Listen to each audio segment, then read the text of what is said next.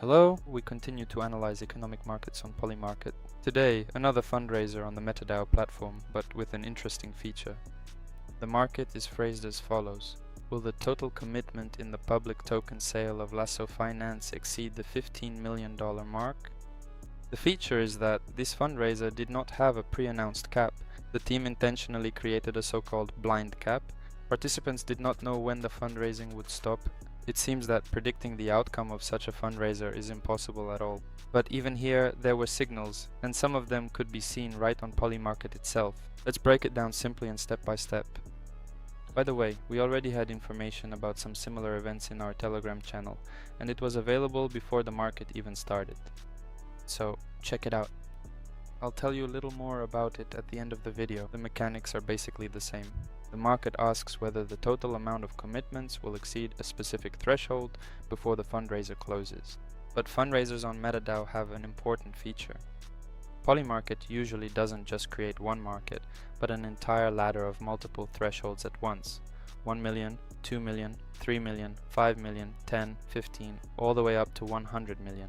And all of this is traded simultaneously. This is very convenient for a beginner. Instead of guessing based on a single number, you can look at the entire ladder at once and see exactly where the market cuts off, meaning where the probability drops sharply from nearly 100% to nearly zero. This exact cutoff point is the market's collective estimate of how much the project will actually raise. Here are the tools for analyzing such a fundraiser, and they are all free. The first one, the official fundraising page, the live counter for Lasso Finance, which is the page at metadao.fe. This specific figure is the direct source of truth. And what's important is that this is exactly what Polymarket itself refers to in its market resolution rules. And the second one is who is behind the project. Lasso Finance had backers such as funds like Colosseum, The Research, DBA and Anagram Crypto. When a small project at launch is backed by notable venture capital funds, that in itself is a signal. Such funds usually bring with them the attention of the community and traders who keep an eye on such fundraising rounds in advance. The third tool is a blockchain explorer, for example SolScan. All payments for the fundraising come through a smart contract. Take the Solman token as an example, and anyone here can see the real flow of transactions with their own eyes. This cannot be faked with a social media post.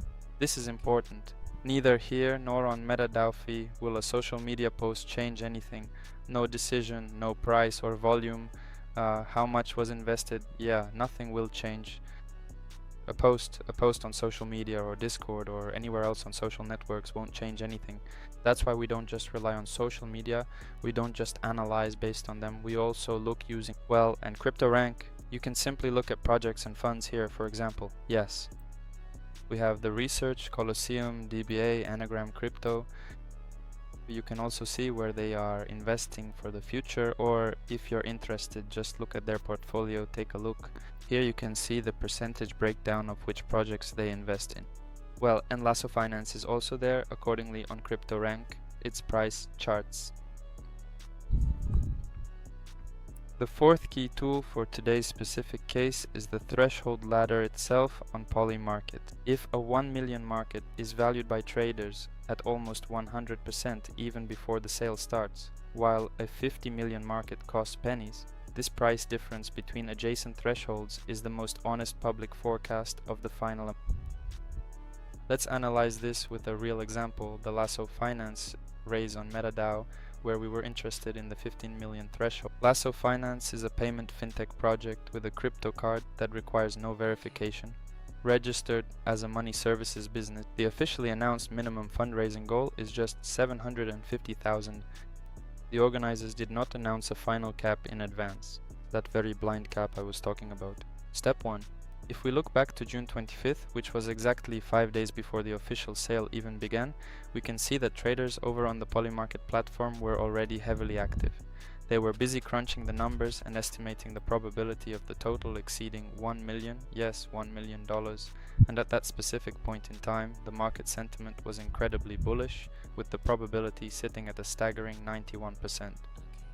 This was an early signal that the market expected demand to be many times higher than the official minimum goal. Step 2. The sale started on June 30th at 1:00 p.m. US Eastern Time and was planned to run for 4 days until July 4th. But by the evening of July 1st, which is to say in a remarkably short span of less than 2 days, the live donation counter displayed on the official campaign page had already surged forward and officially crossed the impressive $15 million mark. It was truly an incredible achievement. The market resolved to yes on this threshold well ahead of schedule. So if you want to see what is happening, we can take a look right now together. Just head over to the official Lays Finance Twitter account and you will be able to see exactly what they have been working on and all their recent announcements. So here we had 626,000 raised on June 30th, then 2 hours and 45 minutes later, 924,000 already, and then on July 1st, 14 million, and it had already crossed the 15 million mark there. Accordingly, the event was successful. So the conclusion: a beginner, focusing only on the official goal of 750,000 would have decided that the 15 million threshold was an almost unrealistic scenario. But those who followed the project's specific backers, the early price on Polymarket even before the sale started, and the live counter in the first hours of fundraising would have seen the goal being exceeded multiple times long before the official closing. An important point specifically for blind raises: the officially announced minimum goal is almost always a marketing figure, not a real benchmark. Do not base your forecast on it. Do not base it on live data or the price of adjacent thresholds. The second point: read carefully exactly which figure the market resolves at. Here, the rule explicitly states: if the figure on the official page has reached the threshold even once, the market resolves as yes. Even if some funds are returned to participants later, that means nothing. That's it, the threshold has been passed, the bet, so to speak, has won. This differs from markets where the final amount that the project kept for itself is what counts. Such a discrepancy completely changes the outcome if you don't notice it. And third, do not confuse the cheapest or the most expensive threshold in the ladder. For a real market forecast, look exactly where the price shifts sharply from almost everyone is sure it's yes to almost everyone is sure it's no. And that is the true boundary of expectations, not the extreme points of the scale. And even in raises without an announced ceiling, there are noticeable early signals. Authoritative project backers, as I already said, very authoritative.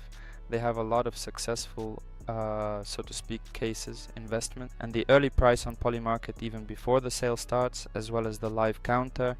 And what is especially useful, it is located on the official page on Polymarket.